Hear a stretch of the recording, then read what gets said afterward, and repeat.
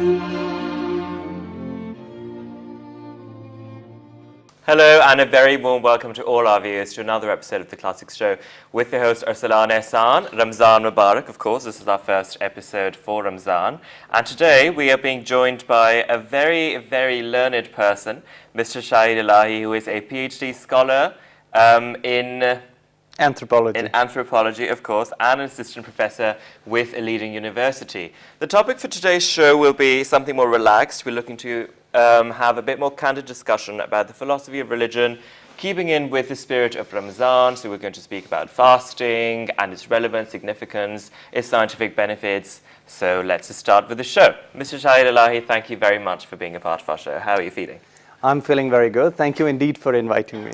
What about Ramadan in summer? Are you keeping well? Well, it's going well. Going well so far, let's say, because yes, it's so just far. the initial stages. Yes. Right, so let's just get on to it. So let's start with the philosophy of religion, Mr. Shahid. What do you have to say about generally the idea of religion? Of course, people generally associate religion with Abrahamic religions, which of course are the leading ones, which includes Christianity, Islam, Judaism, religions that have come from Ibrahim. Do you think, and historically speaking, do we have records of religions predating Ibrahim? We know that Noah existed, for example, but that's also from the Bible. What other accounts of religion do we have from the history? Well, I don't know. Anthropology and sociology, psychology, philosophy of religion, theology, these subjects, they do document predate religions, and they're mostly documented through cave paintings and all that, Yes. not through Yes. the accounts of Abrahamic Bibles Yes. or through Quran. But there is one thing very interesting when we read the history of religion, is that we humans have been living here on this planet since thousands of years now. Yes. And we have transformed our social life. We have built, we have discovered, still discovering. But with science and technology, we still try to find answers that they have been there since thousands of years. True. Questions Yes. like, what is the purpose of my life? What am I doing here? Yes. Why do I see dreams? Yes. Why do I see dead people? Yes. Why can I still look into future? Yes. Why do I have intuitions or strange feelings or deja vu? Yes. And then above all, we humans also fear death. Yes. And in order to quest what is death, is there anything beyond death? We try to quest these questions. We try to find these answers. Yes. Basically, religion, even if it's predate religion or is it a documented history of religion or now the modern religion, the prime motive or the prime objective, it's a very personal comment, is that we, through religion, try to find answers of these questions, actually. True. I try to find the purpose of my life. Yes. I try to find what is death, where would I go, Yes. and things like that. So by answering these questions, these complex questions, these Yes. ancient questions, these questions that they have been there in my mind hanging Yes. before trial and error, Yes. before science, before technology, and they need to be answered. Now, there is this strange anxiety within human brain to quest for these questions, Yes. actually. Yes. So the religion, when I read religion, when I read the philosophy of religion, I try to find these complex, anxious questions waiting in my mind to be answered, right? So Noah or Adam Yes. or Jonah, Yes. Abraham, Jesus, Moses, Prophet Muhammad, even if we look at the eastern part of the religion, Yes. we find Buddha, we Yes. find Krishna, we find Yes. Vishnu, Brahman. Yes. So all these accounts of religion, they try to answer these important questions. Right. They try to get my brain to that place where I find peace and Right, inner harmony. Right. Yeah. So, according to you, what I've gathered in terms of philosophy of religion is that it's a means to answer questions that have existed since the existence of mankind himself. For example, why the universe exists, why are we here, why does the sun rise from a certain angle, for example, what happens beyond death. So this is, you think, the basic premise of why religion exists, correct? And then, given that in order to lead our lives a certain way, we would need a certain code, right? Yeah. So we need morality, we need what's right and wrong. Do you think morality exists only from religion? Is religion the source of morality, or morality could have other sources as well? Wonderful, wonderful question. Trust me, this is one of the most trickiest questions Exactly. I've ever had in my life. I'm Yes. still going through it because morality is such a tricky concept, because when you try to extract morality Yes. from human content, Yes. it may justify freedom on the name of anything. Yes. That can be very, very tricky. On the other hand, when we extract religion from, when we extract morality from religion, it becomes very responsible. It has to be very responsible, Yes. actually, in its actual nature. So this modern world, this scientific world, this Western capitalistic society Yes. have actually proved that morality can have other sources. Right. Right? It can be generated through nation state, Sorry. through Yes. capitalism, through through market behavior or things like that. Yes. But I believe that the actual generator of morality or moral structure is Yes. nothing but religion. It was religion for sure. Right. Yeah. Right, so do you think that idea is being... So, you see, in terms of morality, there is a hadith saying that goodness, or, for example, just, how should we say it? The fact that, let's just say, being nice and goodness sort of descended from the heaven and settled in humans' hearts. But then again, if you use this idea, then we're assuming that religion exists and that it's true. So, Richard Dawkins, in his book, says that morality is just not from religion. Morality could also be based on a social zeitgeist, which exists at a certain point in time, and then which develops as and when civilizations have existed. So, for you, you think that religion is the primary source of morality. Would that be true? Do you think that's something instinctive as well? Well, I feel like saying that humans have survived Yes. while constructing their respective moralities Right. from religion. And this is a modern dilemma. Right. That humans have, or human brain have started questioning the existence of religion and Right. the role of religion in morality. Richard Yes, Dawkins yes. was not the first one. Yes. There was a bishop, pardon if I lose the actual name of that guy. Yes. It was Bishop Robinson, something like that. Right. He wrote a fabulous book in 1900s, questioning the reality of religion, questioning the reality of morality, whether Yes. it can be extracted from religion. And he was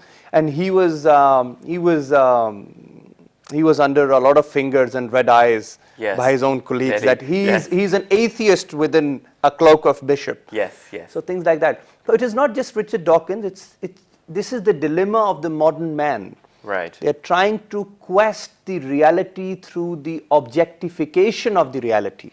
Right, Right? right, exactly. Yes, that's a very nice way to put it. Yeah. Yes. Okay, let's speak about, having spoken about morality and other topics, let's speak about how religion has varied through time and through geography. So, for example, how does religion differ from Europe to South Asia to Africa, and how it has developed over history? Starting with the historical, let's just say, developments. So we've had religions that have worshipped the sun, we've had religions that have worshipped the stones, religions that are Abrahamic, so with a certain belief in a bigger entity that we cannot comprehend as humans.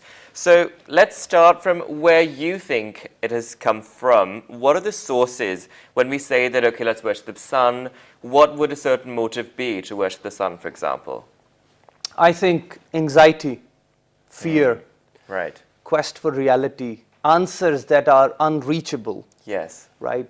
They were not there in front of our eyes with the help of science and technology. Right. So we needed divine aid, we need Yes. intuition. So anthropology believes that humans started constructing religion Yes. based on the feeling of fear, because they had to answer a lot of questions. They had to answer the unknown out there, Yes, yes. the unknown in here, the unknown up there, the unknown down there. Yes. So it's in here, out there, up there, down here, and we had to quest a lot of questions. Exactly. So humans started making religion out of it. They Right. started giving symbolic value to all powerful, or something which is powerful, Yes. or powerful as compared to human mind. Yes. Right? Yes. So they've started praying to that powerful object or Yes. subject. On the other hand, we find religion being shaped and colored with environment, with Yes. geography, Yes. with different races, with different languages. For example, you find circular religion. Yes.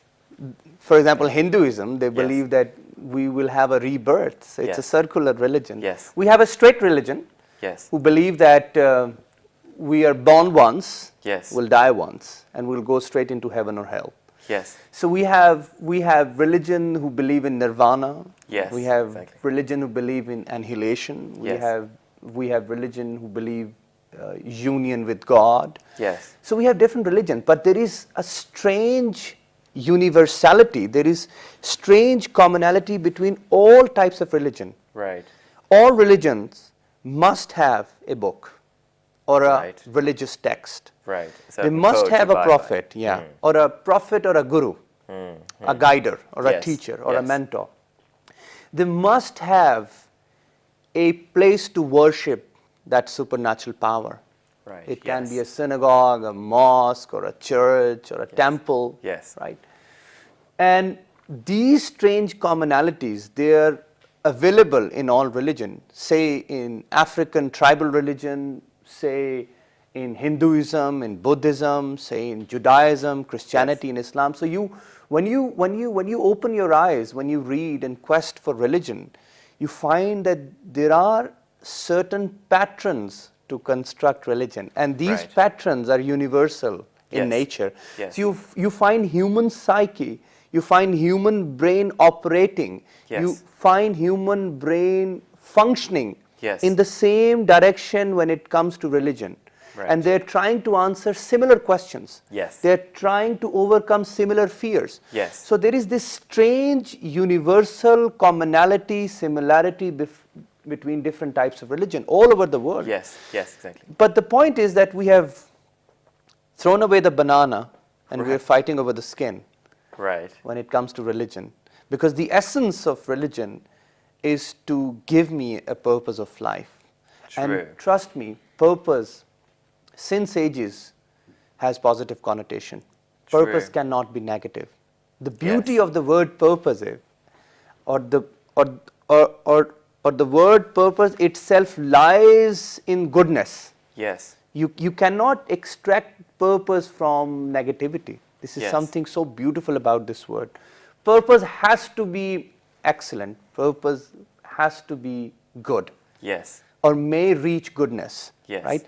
So religion should give me a purpose of life, and that is that purpose may define my role. Yes. May define my role as a human. It should make me more human, Yes. a better businessman, Yes. a good teacher, Yes. a less violent philosopher, a better environmentalist, right? This True. is the role of the religion. Yes. Right? To create that humanity within every feature and faculty of my mind, Yes. right? So I may operate individually and I may live collectively Yes. as well.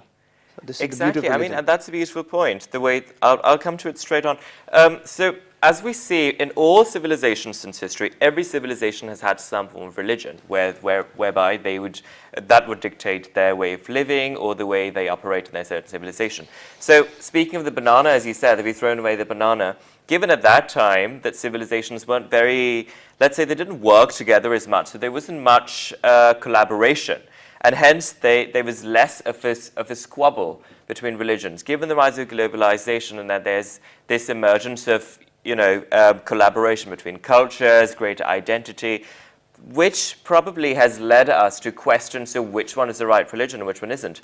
But then that's a great point, that rather than thinking about religion as something that gives you purpose, we've started to squabble about let's just say, the nuances of religion as to which being are we worshipping, which one is yours, which one's mine, why is it different? So we've forgotten why, and that's actually a wonderful way to put it, that religion is something that gives you purpose. It's not just about a certain being that you worship, it's about, in a way, leading your life a certain way. And in my research, I was reading about multiple religions, and religions in a global point of view can be more alike than they're different. For example, if we speak about Hinduism, they do worship, people consider it to be a, what do you call it? It's polytheism, right? So it's polytheistic religion with multiple gods. But then their primary belief is that if you worship a certain god, it all goes to one being, which is the Bhagwan. So if you worship Krishna, for example, in his temple or another god, the worship is directed towards that one being. And those, let's just say, the figures that they use are just channels to reach that one god. And similarly, if you go to other religions, for example, the Greeks or the Romans, we would again see that there are multiple gods and there are gods that have different responsibilities. There will always be one being that has the greatest power or who looks after all the other gods, for example. So we've started to find over nuances as to, for example, this is something relevant these days as to why would I open my fast 10 minutes before or after, and rather than, yes, focusing on the bigger motive. What would you have to say about the differences across the continents? Well, everything it changes. It is human nature to change, and to change its institutes, its needs, its desires and lusts. So same is the case with religion. Religion is now facing new questions, new paradigms, new ways to adjust itself with the capitalistic rhythm of the modern world, of the globalization. Yes, we find a difference between the Western mode of religion, Western divinity, and very Eastern spiritual divinity. There is this clear-cut distinction between West and East nowadays. You know, a lot of people who would try to find spirituality would travel all the way to East. They would come to Nepal or to Pakistan or to India, right? Or to visit shrines. On the other hand, we'll find people with objective brains traveling to West and trying to find the degrees, for example, like you in applied statistics, right? So trying to objectify the reality. On the other hand, people who try to subjectify the reality, they would travel to the East. This is my personal comment. I'm a personal observation. I think that's very convincing. It is. But they both are the channels to quest for reality. The epistemology is different, their approach is different, their methodology is different, but their quest is same. Right? So I believe that the Western epistemology or the Western epistemology of religion is that when they read a text, they try to create understanding out of that text. Right? And when we read text here in Eastern spiritual religions, we try to experience the presence of God through text. Right? For example, there are two approaches, two methods of religion. One, it will attack your intellect. It will give you knowledge. It will give you a concrete knowledge, a set of principles, how this world came into being, the cosmology, the reality, the death. So it should make sense to me. This is the first purpose. Right? Now this epistemology of religion is where an objective brain reads the text and brings understanding out of it. On the other hand, people like us, people who have been raised in these spiritual cultures, they try to feel the presence of the God out of the text. For example, if it is written that God is all knowing, all powerful, instead of knowing it, I will start feeling it. Right? So this is the basic difference between the two epistemologies, two epistemes of knowing religion. So connecting it from how I have observed and studied so far, you will always find people, religious people, with two types of brain sets. One who are very Sufi in their nature. Sufi means very productive. Productive are that they don't rely on the knowledgeability of the religion. They try to feel and experience the religion. So they read text, they would listen a story of a God and they will feel it, experience it. And on the other hand, if you go to West, people would question religion, they would fight on religion, fight in a way that they will contest, they will debate, they will discuss, and they will bring physics and mechanical orders out of it. So this is the beauty of the religion, the modern religion, is that we find two different approaches, two different methodologies, two different epistemes to learn religion. Right. And this would be your distinction between the East and the And West the West.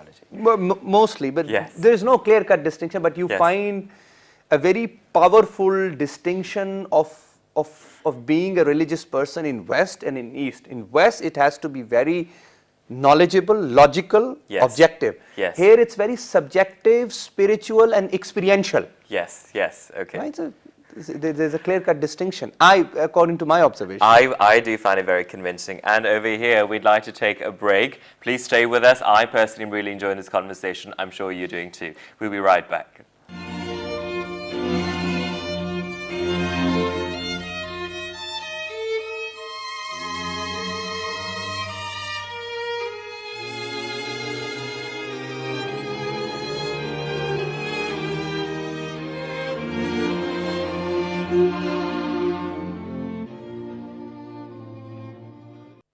Welcome back once again to all our viewers. We're discussing the philosophy of religion today in the Classics Show with myself, Arsalan Ehsan.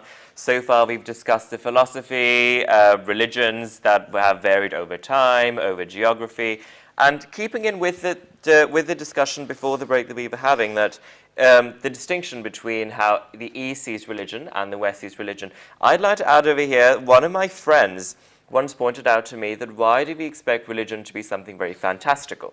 As in, if God exists, for example, the apple that's on the table should rise against gravity. Whereas in the Quran, you could also read at the same time that Allah does not go against its rules. And we could easily consider gravity as being one of the rules that the world functions by. So the existence of God can be proven by the fact that there are rules rather than just an experience that is against what we see in the world. So somewhere I do see that in the East, we have a penchant for making religion to be very fantastical or something very miraculous. Very romantic. Exactly. Yes, something more creative, even though that, again, which is why perhaps we squabble more over religion, because creativity can differ from person to person. Yeah. Right? Yeah. There are people who would read religion for a purpose that they want to understand it. Yes. They will freeze the immediate meanings of the text in their brain. Right. On the other hand, you find people who are very productive in their nature. Right. They won't freeze the immediate meaning. Right. They will experience it. They will explore it. They will Right. find. They Yes. will dive into it. Yes. And it has always been there in India. You Right. find Siddhartha, Lord Buddha, Yes. Krishna, Vishnu. Yes. You know, all these avatars in Yes. Hinduism, in Buddhism, in Sikhism, in Sufi Islam. You find Right. this very productive nature Yes. of not knowing God, Yes. rather feeling God, Yes. experiencing God. Yes. On the other hand, we find this revolutionary Greek mythology Yes. and this Greek philosophy taking over the Greek mythology. They believe that knowledge, intellect, logic Yes. is greater than revelation and intuition. Yes. Right? This was the breakthrough that yes. Greek actually gave to the Western world, Western, even modern world and pre-Renaissance world. Yes. And through that philosophy, Hume, Descartes, Yes. Nietzsche, Yes. and you name it, you have it. You will find so many scholars bringing the philosophy of breaking objective and subjective. Right? Yes. So from that Greek revolutionary philosophy Yes. of making intellect all powerful on revelation, Yes. that gave a breakthrough to the Western modern world. On the other hand, still in East, we find that logic, it operates, intellect, yes, it functions, but there is this divine revelation intuition that is Right. very powerful, even powerful than the logical brain. Yes. The logical human brain. Yes. So there is this clear-cut distinction, and then of course we find scholars like Imam Ghazali. Yes. We find scholars like Sheikh Muhyiddin Ibn Arabi of Spain. Yes. Scholars, and they're discussing, and there is a lot of contest between to find how feasible is it to give all powers to a human brain, True. or is Yes. it that we should keep that power in the pocket of divine? Right. Yes. Because whenever a human brain is or has been given powers, Yes. it has misused it. Yes. This is their argument. They believe that we have misused the power of the divine revelation. Right, And yes. there's more religion, more fighting, more True, wars. true. But we have seen wars on the Yes. name of markets, Exactly. capitalism, Yes. individualization, individual Yes. freedom. What I want to say is that you will still find it very touching. Right. You will find it immediately experienceful when you Right. will read a text, a Sufi text or a religious text with this epistemology that I want to feel it, Yes. right? I want to Yes. experience it. Yes. For example, Siddharth, known as Lord Buddha, Yes. uh, was a wonderful brain. Yes. He was even before when Jesus came. My God! And in his time, there was a killer, a murderer, and that guy used to kill people, and he used to collect their fingers. He used to cut the fingers of those people. He used Okay. to make necklace out of it, just to terrify people with his power. So coincidentally, Buddha was walking through that path where that killer used to live. Right. A bhikshu came running to Buddha. A bhikshu is like the follower of the Yes. Buddha, and he said, "Oh Lord, oh Buddha, don't use this path because that killer is sitting by his home and waiting for somebody to kill." And he said, "You, my follower, you follow me and you scare death." Yes. He said, "Get away from my side because I will use this path now." And Yes. he went on that path and he found that killer sitting by his home. And Buddha kept walking. And that guy said, "Buddha, stop." And he kept walking. He said, "I say stop." He kept walking. And then he ran and came right in front of Buddha. And I said, "Don't you listen? I say stop." And Buddha replied gently and smilingly, "I have stopped long way back. When are you going to stop?" And he said, Wonderful. "Who are you?" He said, "I know who I am. Do you know who you are?" So the beauty of this experiential religion is that it will not attack your mind. Yes. It will attack your soul. Yes. It will attack your emotions.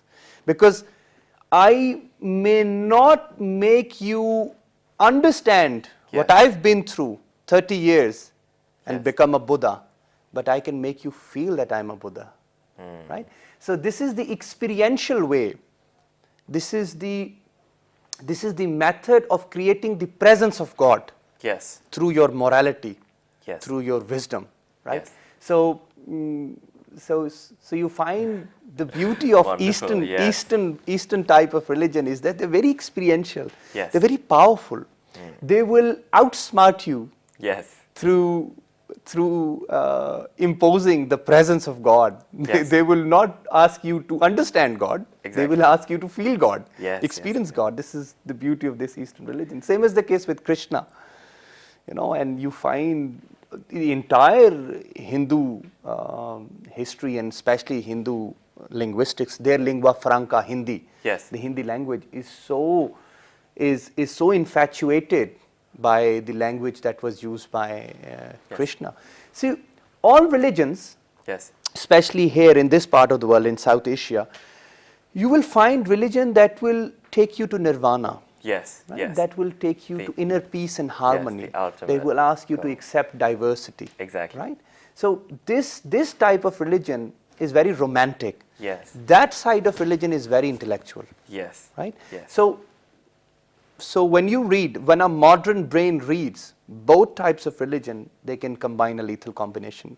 You can Right, be an yes. intellectual religious man and you can also be a practicing Sufi. Exactly. Right? Exactly. So this is the right way nowadays to come over this dilemma. Yes. What to do, what not to do. You may read all religions because Yes. they speak the same essence. Exactly. They will make you understand their point Yes. through certain philosophies and whatever the cosmology they have in their texts. But on the other hand, if you really want to experience it, you really need to come down from intellect to streets. Wonderful. Streets of South Asia, Yes. where you find shrines, where you find sadhu, sant, fakir, yogi, Baba, Yes. Bodhak, Yeah. and you sit with them and then you experience the presence of God. Yes. Right? I love how you've actually combined the intellect and the spirituality these days, as people do make a distinction. Time for one more break. We'll be right back.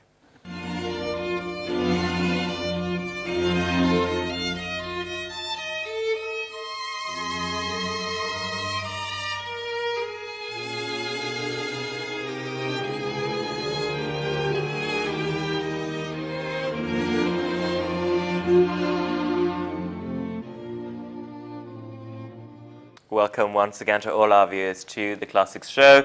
Of course, we've been discussing the philosophy of religion in this show, and we're joined by Mr. Shahid Elahi. So we've discussed about the distinction in the previous segment. One thing that I'd like to add over here, and of course I'd like to invite you to comment as well, is that people generally think that religion is something fantastic and that it's a creation that existed somewhere, I don't know, that people don't really associate religion with facts, let's say.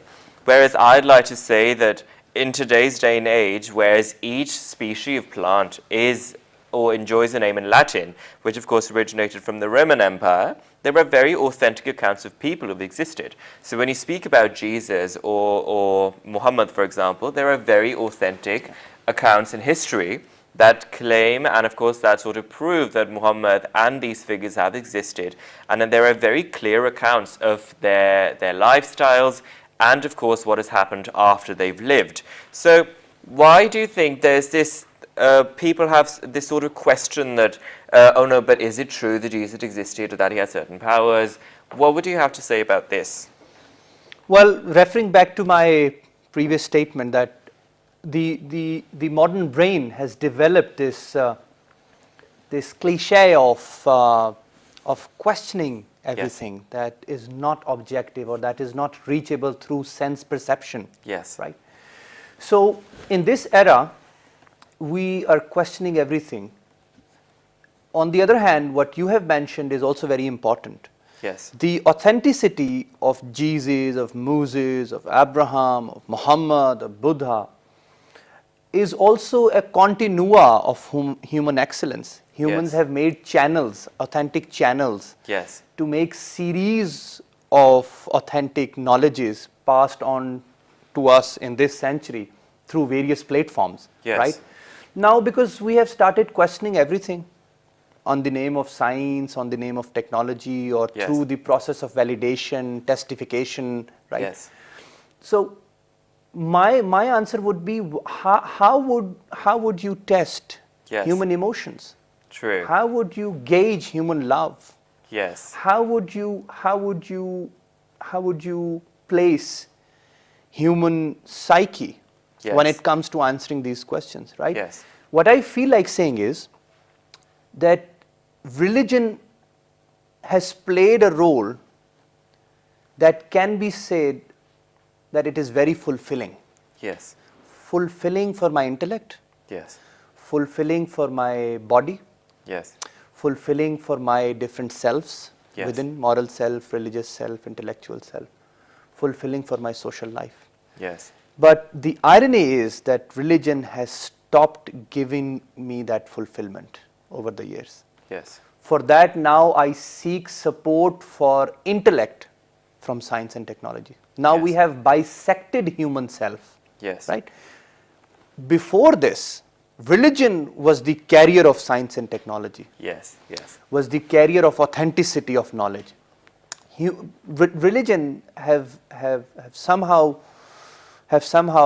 lost its grip on authenticity of its own self, right? So with the modern development, with the modern age, with the modern intellect, religion is under a lot of pressure, under a lot of competition. I would like to build on that this is a very correct observation to make, that religion used to be the torchbearer of science at one point. For example, in the 1600s, when Galileo proposed that the world is round and not flat, he was imprisoned because that was against the church's rulings at the time.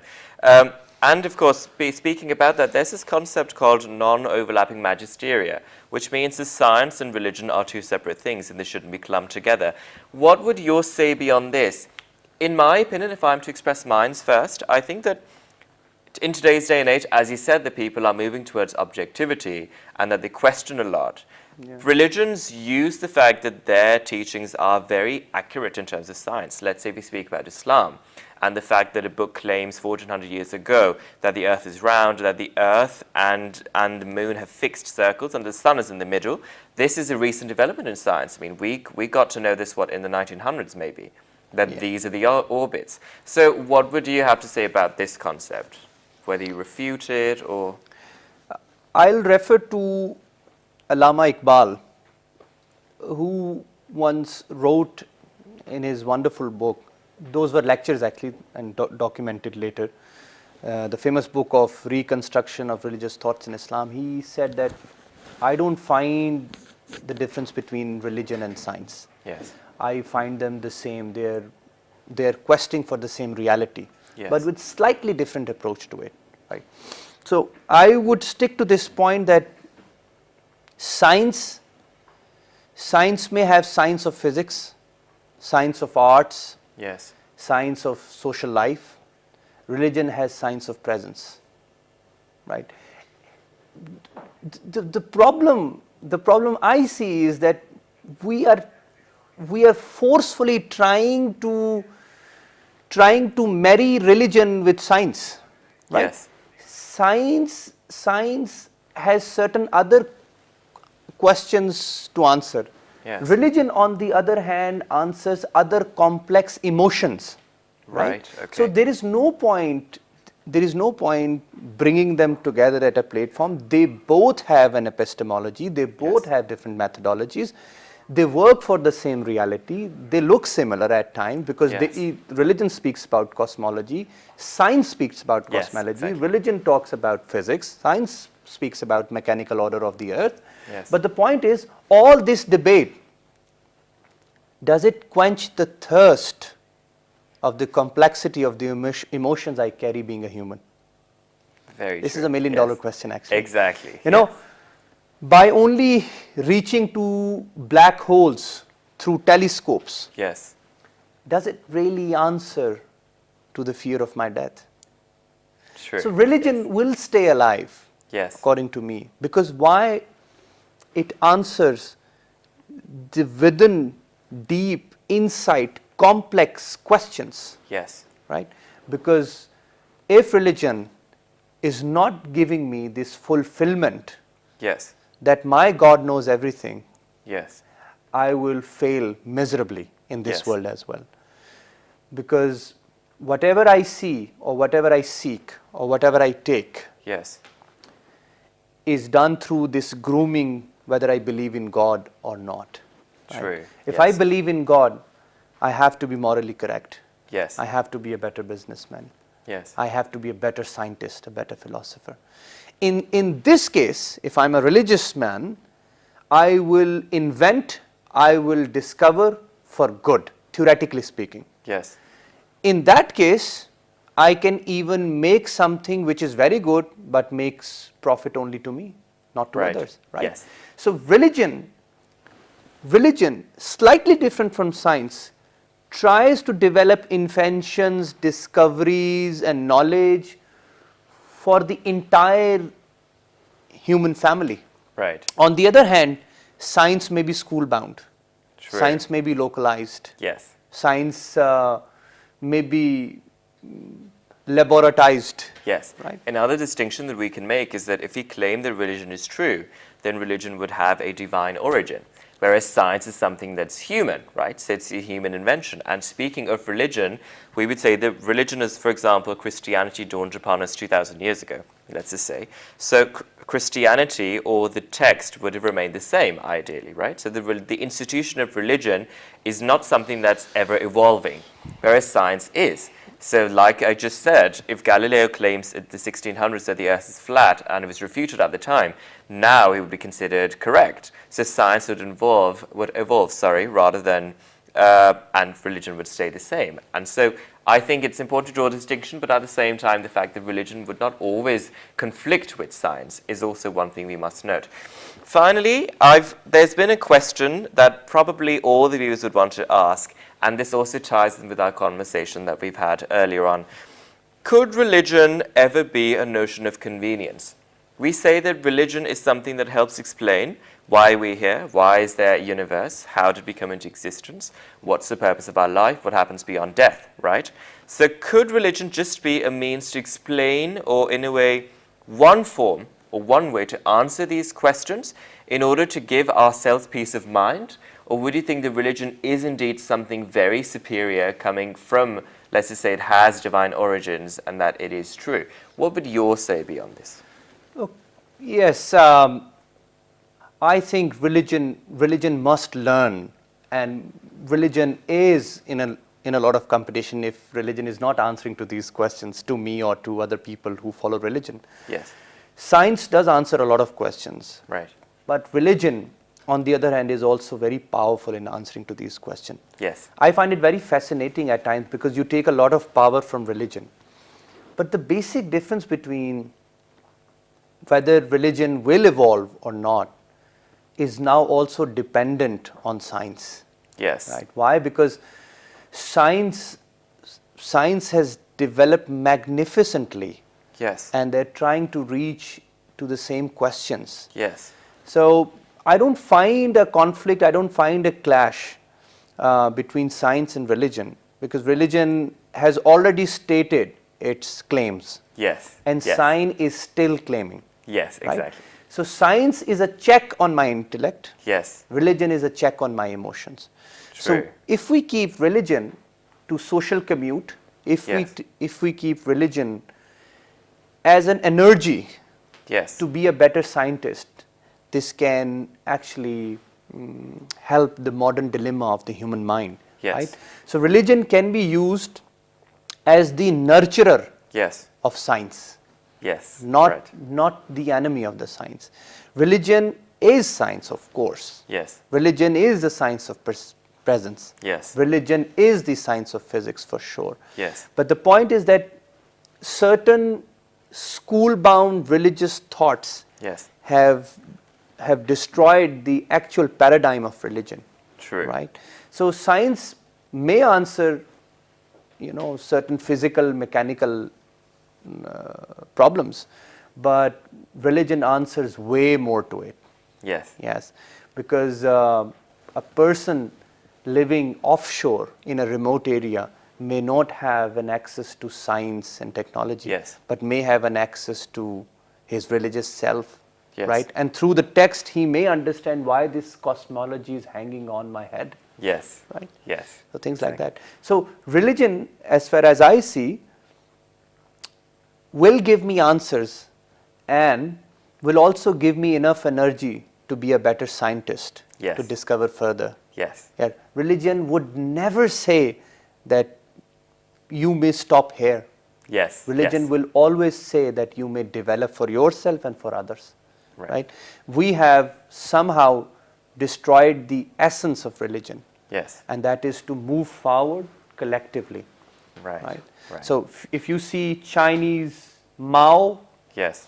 the metaphysical miracle, you find Greek mythology, you find Roman empires, yes. you find Hindu symbolism, you yes. find Islamic monotheism, yes. you find Judaism, a very critical religion, you find Christianity, encompassing religion. So all these religions, they need to move forward, because right. why? It is in humans' nature yes. to be religious. Wonderful. Yes. You cannot so erase that. Instinctive. You can erase everything from human. Yes. You erase my intellectual self, I will remain as a human. Yes. You scratch my scientific self, I will remain as a human. Yes. As soon as you scratch my religious and emotional self, humans will vanish. Wonderful. Wonderful. And on that note, I'd like to beg our audience's leave. This was our show today on the philosophy of religion. Must I say at the very end that religion can be something very personal. So what we try to do today is not to give very objective ideas about religion, but just to push that envelope a little bit, just to help you think or to help you answer certain questions in a manner that is in sync with my opinions or the opinions of our guest. And at the same time, I'd like to thank Mr. Shahid Ilahi very much for your time and, of course, your resourcefulness for driving the show forward. Thank you very much for being a part of our show. And thank you, viewers, for being a part of our show. Stay tuned for the next episode.